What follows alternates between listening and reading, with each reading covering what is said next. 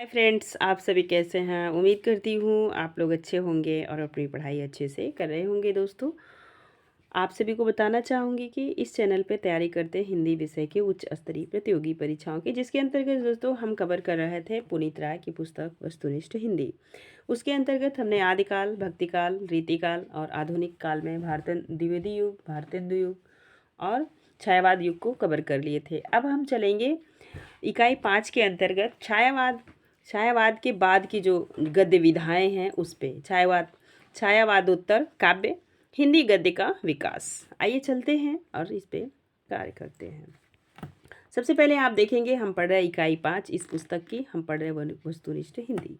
उसके अंतर्गत छायावादोत्तर काव्य हिंदी गद्य का विकास। नोट सबसे पहले आप देख लें, इस अध्याय में उन कवियों की रचनाओं को भी सम्मिलित किया गया है जो मूलतः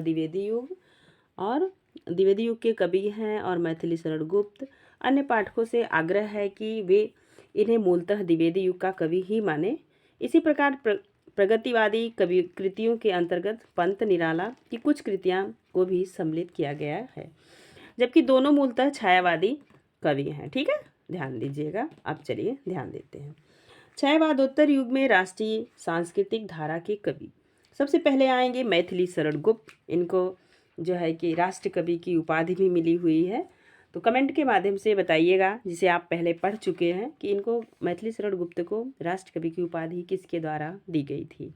अब आप चलते हैं, देखने का कार्य करते हैं इनकी जो सांस्कृतिक धारा की महत्वपूर्ण कृतियां हैं। सबसे पहले है नहुस और क्रीड़ाल, गीत, अजीत और जय भारत। नहुस किसी एक और राइटर की रचना है। आप कमेंट के माध्यम से हमें बताइएगा कि किस राइटर ने नहुस नामक जो है कि रचना है। ठीक है, नहुस नामक रचना है। आगे चलते हैं, आप देखेंगे माखनलाल चतुर्वेदी, इनका है माता समर्पण युग चरण। ठीक है, आगे चलिए। बालकृष्ण शर्मा नवीन की रचना है अपलक क्वासी, और ये है विनोबा अस्तवन हम बिस्पाई जन्म के। सिया रामचरण गुप्त है नकुल। देख रहे हैं, ये एक नकुल इनकी रचना है। एक नकुल जो है कि एक महिला कवयित्री है जिनकी रचना है। कमेंट के माध्यम से बताइएगा या तो फिर खोज के देखिएगा किसकी रचना है। ठीक है, चलिए आगे चलते हैं। नोआखाली और जय हिंद आत्मोत्सर्ग उन्मुक्त गोपिका। आगे चलिए, दिनकर की रचनाएं हैं। दिनकर की हुंकार, द्वंद्व गीत, कुरुक्षेत्र, इतिहास के आंसू, रश्मि रथी, धूप और धुआं, दिल्ली। ठीक है, दिल्ली कई बार पूछी गई है किसकी रचना है, ध्यान दीजिए। अब हो गए दिनकर। अब हम देखेंगे सोहनलाल चतुर्वेदी जी को। इनकी रचना है वासव दत्ता, भैरवी, कुड़ाल, चित्रा, युगधारा। आप देखेंगे बच्चन जी को, इनकी एक रचना है सूत की माला। बहुत कम आप पढ़े होंगे बच्चन की इस रचना को। आप देखिए श्याम नारायण पांडे, हल्दी घाटी, जौहर। गुरुभक्त सिंह, भक्त विक्रमादित्य, इनकी रचना है उदय शंकर भट्ट। उदय शंकर भट्ट की रचनाएं बहुत बार पूछी जाती हैं, खासकर यूजीसी नेट में इनसे एक प्रश्न तय होता है। इनकी रचना देखिए विसर्जन, मानसी, अमृत और वृष, युगदीप और यथार्थ कला और एकला एकला चलो रे विजय भट्ट। इतनी रचनाएं हैं केदारनाथ भट्ट की। केदारनाथ मिश्र प्रभात की रचना है। प्रभात इनका उपनाम है, ध्यान दीजिएगा। अब इनकी कुछ महत्वपूर्ण रचनाएं हैं। कालदहन, तप्तगृह, कैकेयी, दानवीर कर। अब देखिए सोहनलाल द्विवेदी की महत्वपूर्ण रचनाएं, अब आप देख लें। भैरवी, वासवदत्ता, क्रीड़ाल, पूजा गीत और विषपान। युगधारा, वासंती है, एक बसंती उपन्यास है। इनका है जो है कि याद इसमें नहीं आ रहा है, चलिए आगे बताते हैं। एक है चित्रा, दूध बतासा, जय गांधी, बांसुरी, झरना।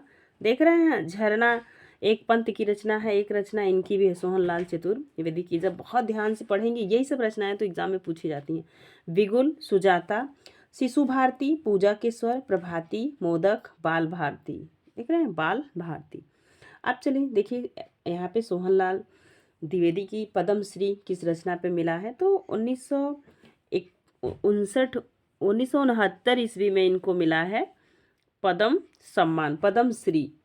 ठीक है, कब सम्मानित किया गया? प्रश्न, ये सारे प्रश्न हैं, आए हुए प्रश्न हैं, क्योंकि इस पुस्तक में बहुत सारे ऐसे फैक्ट हैं जो बार बार पूछे जाते हैं। अब देखिए उत्तर छायावाद कृतियाँ हैं।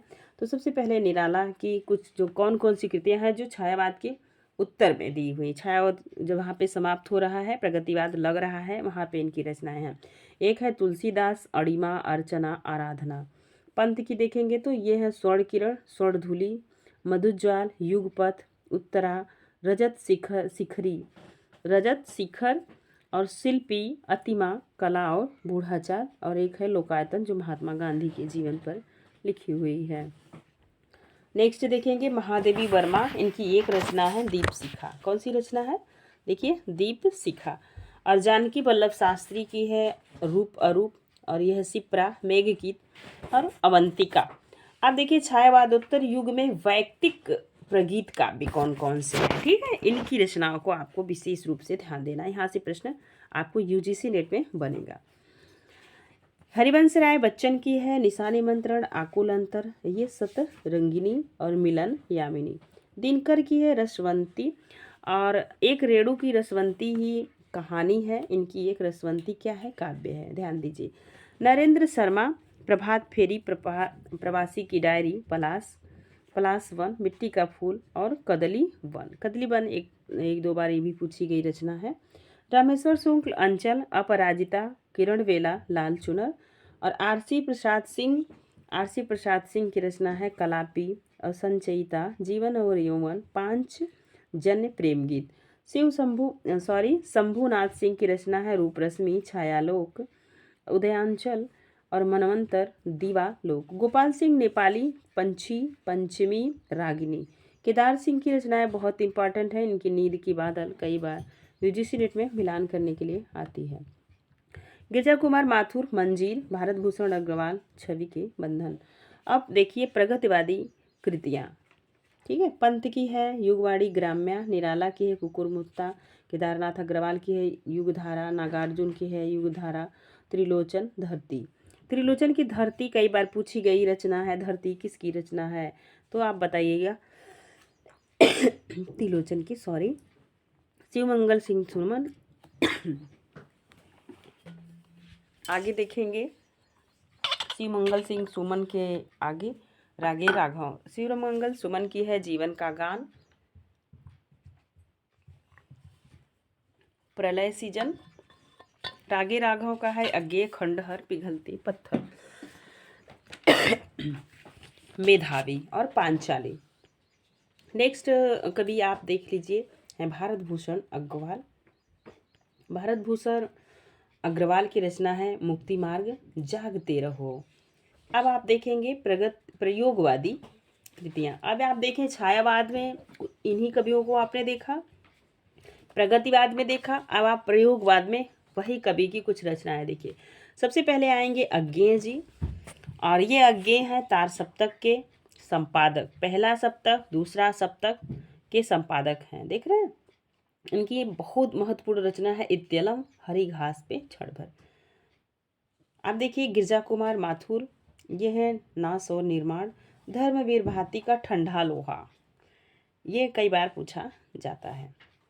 शिव मंगल सिंह सुमन की काव्य कृतियाँ हैं हिलोल। अब इनके याद रखिएगा, शिव मंगल सिंह सुमन के क्रम से लगाने के लिए भी प्रश्न बनते हैं, तो इनके रचनाओं के आप क्रम जरूर याद रखिएगा, किसके बाद कौन सी आई, कौन सन में आई है। हिलोल है 1939 ईस्वी में, जीवन गान है 1941 में, प्रलय सीजन है 1944 में, विश्वास बढ़ता ही गया 1955 में, पर आँख नहीं भरी 1955 में, बिंद हिमालय 1966 में।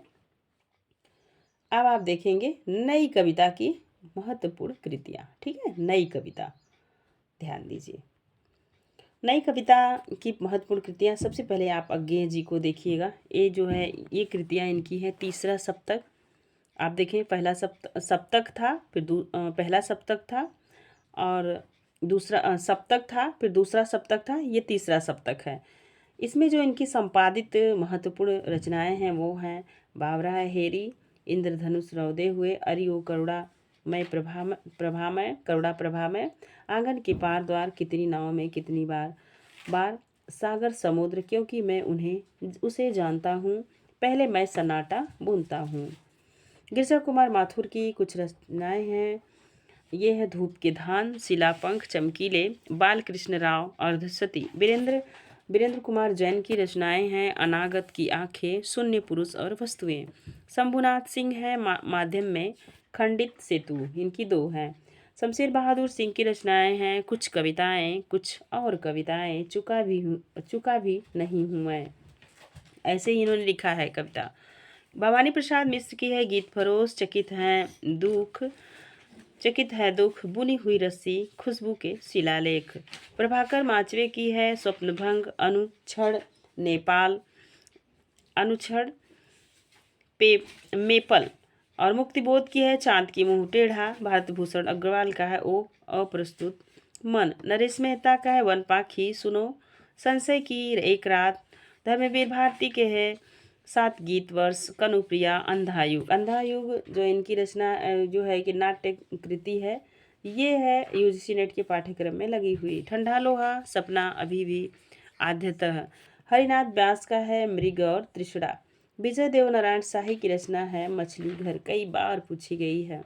अब देखेंगे आप नई कविता की कृतियाँ। जो नई कविता अभी वर्तमान में आपके समक्ष बहुत सारे लेखक नए नए कविताएं कर रहे हैं, उनकी रचनाएं आप देखेंगे। सबसे पहले सर्वोच्च दयाल सक्सेना, काठ की घंटिया, बांसू के पुल, एक सुनी नाव, कुआऊ नदी कई बार पूछी गई रचना है। कुंवर नारायण की है चक्रव्यूह परिवेश, हम तुम, आत्मजयी। और रघुवीर सहाय की सीढ़ियों पर धूप, आत्महत्या के विरुद्ध, हंसो जल्दी हंसो। ठाकुर प्रसाद सिंह की है बंसी और मादल। जगदीश गुप्त की है नाव के पांव, युग्म, हिम, वृद्धि। डॉक्टर देवराज की रचना है इतिहास पुरुष। और श्रीकांत का है माया दर्पण। अजीत कुमार का है अंकित होने दो, अकेले कंठ की पुकार। राजकमल चौधरी का है मुक्ति प्रसंग, कंकावती। दुष्यंत कुमार की रचना है एक कंठ विस्पाई, साये में धूप। लक्ष्मीकांत वर्मा की है अतुकांत, तीसरा पक्ष। कीर्ति चौधरी की कविताएं हैं, कविताएं नाम से इनका संकलन है। आगे चलिए। राजीव सक्सेना का है आत्मनिर्वासन तथा अन्य कविताएं। केदारनाथ सिंह का अभी बिल्कुल अभी। और राजेंद्र प्रसाद सिंह का है उजली कसौटी। रामदरस मिश्र की रचना है बैरंग बनाम चिट्ठियाँ, पक गई है धूप। और रणजीत का है इतिहास का दर्द। चंद्रकांत देवताले की है दीवारों पे खून से। नई कविता की कृतियाँ आप देख लें। विष्णु चंद्र शर्मा की है आकाश विभाजित है। ऋतुराज का है अंगिरस, अबेकस आप देखेंगे तो ये जो है कि पढ़ाने का एक माध्यम था अबेकस, प्राइमरी में छोटे बच्चों को, उसी पे देखिए इन्होंने कविता बना दी है। बालस्वरूप राही, जो नितांत मेरी है। डॉक्टर विनय, एक पुरुष और। नरेंद्र मोहन, इस हादसे में। विजयेंद्र, त्रास, चैत की टहनी या कृतियाँ तुम्हारी।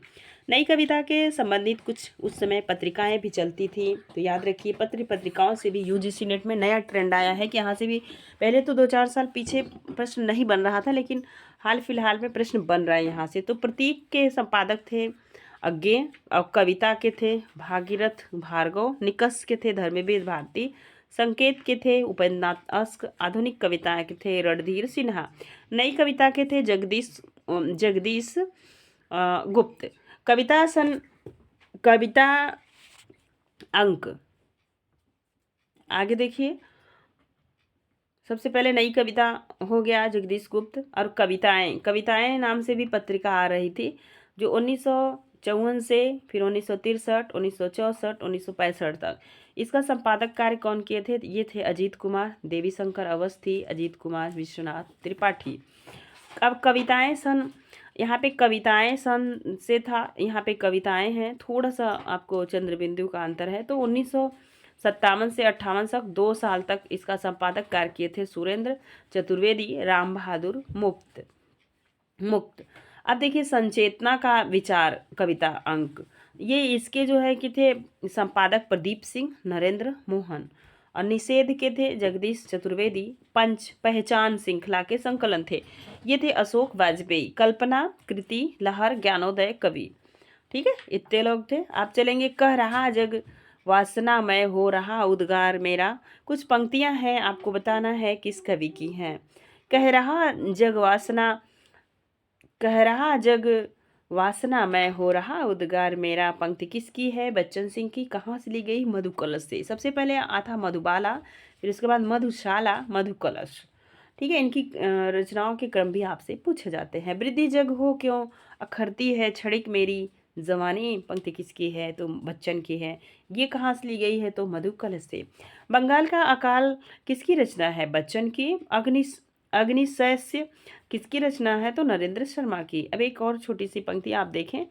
प्रार्थना मत कर मत कर मत कर, मनुज पराजय का के स्मारक है। यह पंक्ति किसकी है? तो यह पंक्ति और मठ जो है कि मठ मस्जिद गिरजाघर, तो ये बच्चन की पंक्ति है। हरिवंश राय बच्चन का अब हरिवंश राय बच्चन के बारे में आप थोड़ा सा जानेंगे, जहाँ से प्रश्न बार बार इनसे बनता है।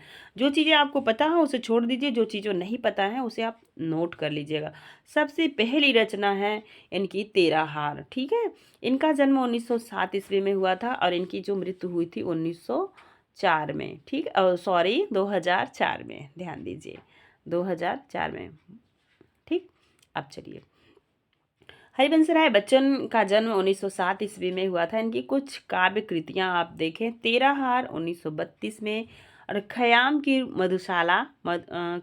मधुशाला, और इसका जो है पूरा नाम पहले खयाम की मधुशाला था, फिर हो गया मधुशाला। ठीक है, ये 1935 में थी। मधुबाला 1900 और मधुकलश निशा निमंत्रण ये 1938 में थी। एकांत संगीत, आकुल अंतर, विकल विश्व, सतरंगिणी 1945 ईस्वी में। हलाहल, मिलन, यामिनी 1950 में। प्रणय पत्रिका, बुद्ध और नाच घर, आरती और अंगारे 1954 ईस्वी में। जनगीता ये अनुवाद था, मैकबेथ का अनुवाद। ठीक है, आगे चले। बच्चन ने दोहे चौपाई में भगवद गीता का अनुवाद किया शीर्षक से, तो ये था जनगीता से। ठीक है, भगवद गीता का अनुवाद किससे किए थे? जनगीता से। कौन सी कृतियां हलावाद ध्यान दीजिए, कौन सी कृतियां हलावाद की धर्म ग्रंथ मानी जाती हैं? तो ये मानी जाती है मधुशाला, मधुबाला, मधुकलश। आगे चलिए। है चिता की राख कर मैं मांगती सिंदूर दुनिया, पंक्ति किसकी है? बच्चन की।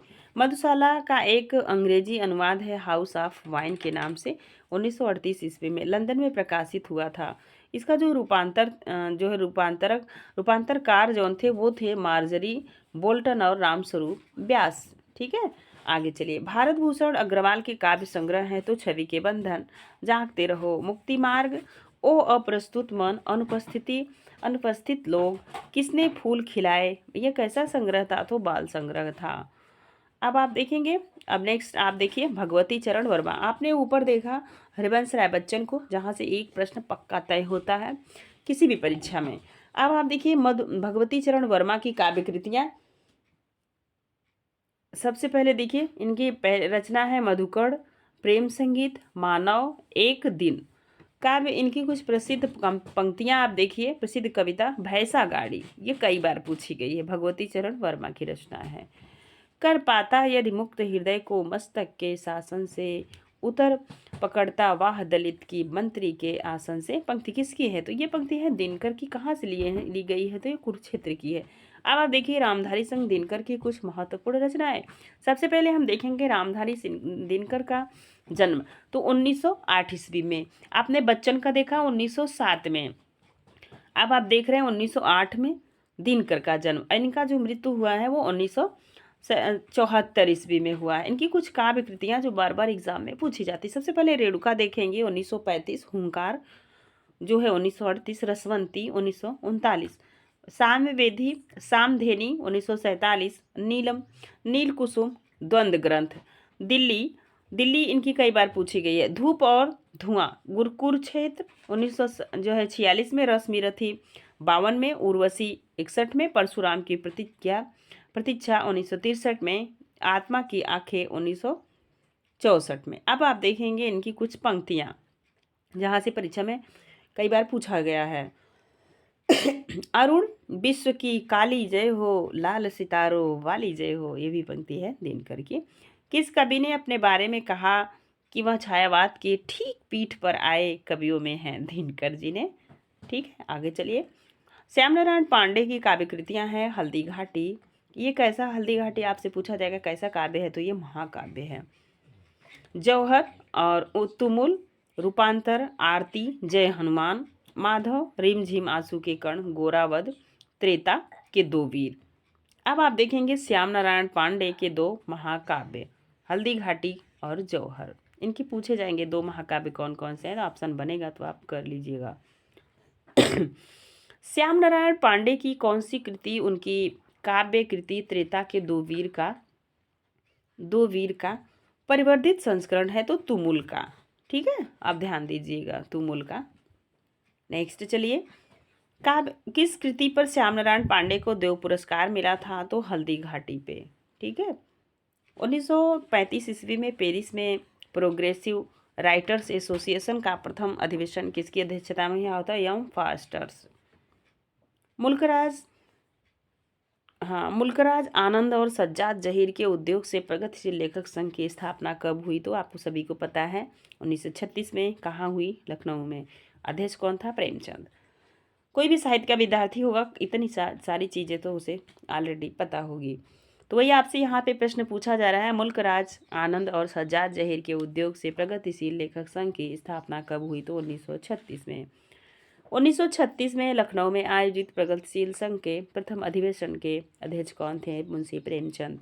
प्रगतिशील लेखक संघ के दूसरे अधिवेशन के अध्यक्ष कौन थे, तो रविंद्रनाथ टैगोर। ये प्रश्न आपको कहीं नहीं मिलेगा।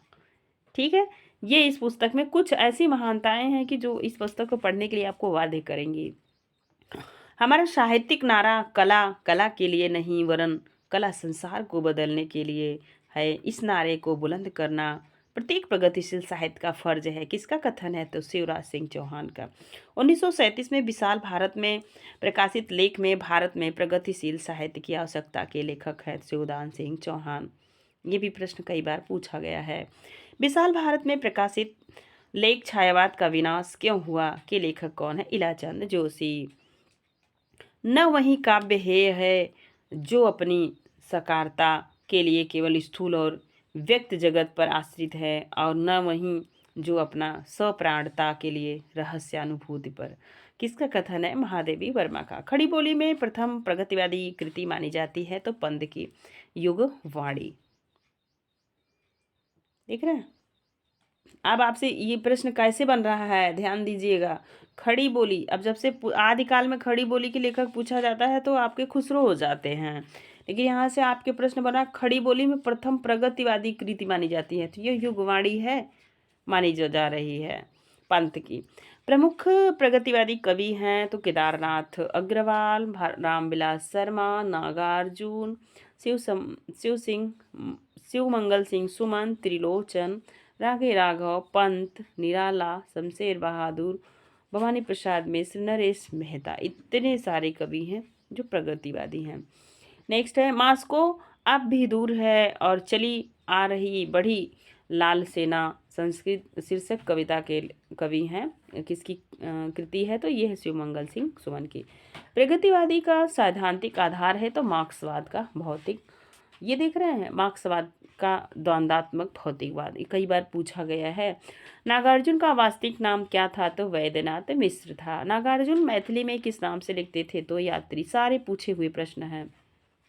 नागार्जुन का जन्म कब और कहाँ हुआ था, तो इनका जन्म 1910 में, कहीं कहीं आपको 1911 मिलेगा दोस्तों। ठीक है, ये प्रश्न पूछा गया है। वैसे 1911 ज़्यादा जगह मिलता है, लेकिन ये इस पुस्तक में 1910 दिया है, तो आप ध्यान दीजिएगा।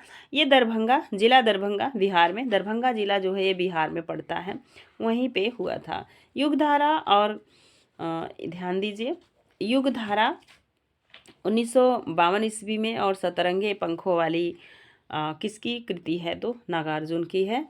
अब बादल को घिरते देखा, पाषाणी चंदना, रविंद्र के प्रति, सिंदूर तिल की भाल, तुम्हारे दंतुरिक मुस्कान। ये अभी आप देखेंगे, ये तुम्हारी दंतुरिक मुस्कान पीजीटी केवीएस पीजीटी में ये पाठ्यक्रम में यहाँ जो है कि कविताएं इनकी लगी हुई थी। आदि प्रसिद्ध कविताएं किसकी है, तो नागार्जुन के। आप ध्यान दीजिए, घुन खाए सहतीरों पर कि 12 खड़ी विधाता बाँचे, फटी भीत फटी भीत है छत चूती है, आले पर भी सुइया नाचे। यह पंक्ति बहुत बार पूछी गई है प्रगतिशील की, ठीक है, ध्यान दीजिएगा। ये पंक्ति किसकी है ये पूछा जाएगा तो नागार्जुन की है। केदारनाथ अग्रवाल बहुत इम्पॉर्टेंट है, जो है कि ध्यान दीजिए इनको। युग की गंगा नींद के बादल, लोक और अलो फूल नहीं रंग बोलते हैं आग का आईना, देश देश की कविताएं अपूर्वा, कहे केदार खरी खरी, 83 में है जमुंजल तुम।